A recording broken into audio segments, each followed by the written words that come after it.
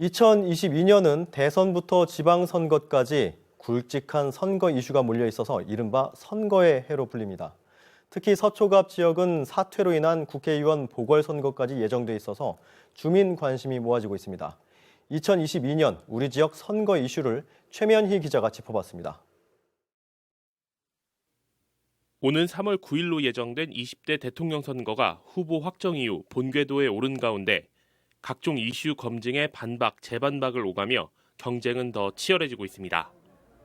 양 후보는 일찌감치 지역을 찾아 주민과 소통하고 공약을 알리는 행보를 이어가고 있습니다. 우리 사회가 장애에 대해서 좀 더 관용적이고 또 장벽이 없는 배리어 프리한 사회로 좀 빨리 전환되면 좋겠습니다. 장애는 불편할 뿐이지 그 자체가 넘지 못할 벽은 아니다라는 생각으로 우리 장애인들도 비장애인과 함께 행복한 삶을 누리는 그런 사회가 되면 좋겠습니다. 호남은 우리나라 민주주의 발전에 엄청난 공로를 했고 역사 고비고비마다 시대가 나아가는 길을 밝히는 선구자 역할을 했습니다. 제가 대통령이 되면 절대로 호남 홀대론이라는 말은 아예 나오지를 않도록 할 것입니다.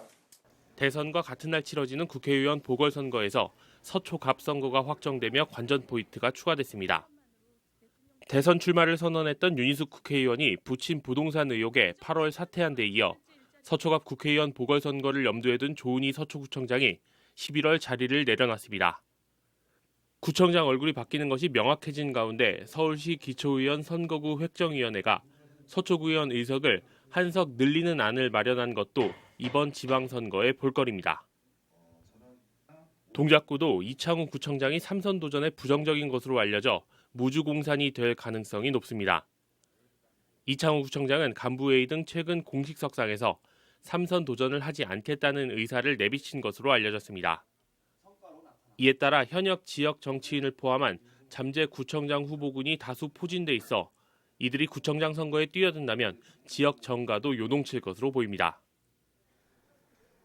관악은 현역 구청장의 재선 도전이 기정사실로 여겨지는 가운데 도전자의 관심이 쏠립니다.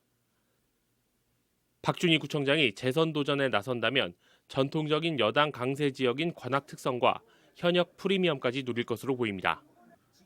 하지만 청년 유권자의 표심이 정책이나 이슈에 따라 많은 변화를 보이기 때문에 청년 인구 비율이 높은 관악은 그에 걸맞는 선거 전략 싸움도 치열할 전망입니다. 특히 이번 지방선거는 큰 선거 이후 유례 없이 짧은 간격으로 열리기 때문에 필연적으로 대선 결과에 영향을 받는 구조입니다. 대선에 지는 쪽은 지방선거에 맞춰 지도부 구성이나 선거 전략 수정 등 전열을 정비할 시간이 상대적으로 부족하기 때문입니다. 대선이 곧 지선이라는 말이 나오는 이유입니다.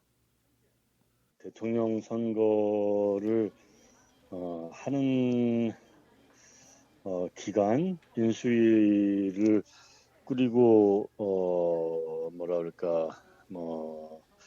하는 기간 지방자치단체장이나 기초단체장 그 후보들을 정하는 기간하고 겹쳐요. 누가 당선되느냐 그리고 인수위 하면서 실수를 많이 하느냐 안 하느냐 이런 것들이 영향을 좀 주죠.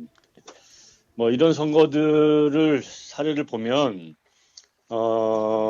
정권 심판이 아니라 허니문 이펙트가 강하죠.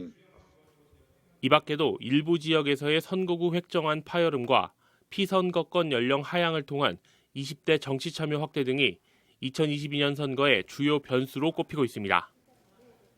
HCN 뉴스 최면입니다.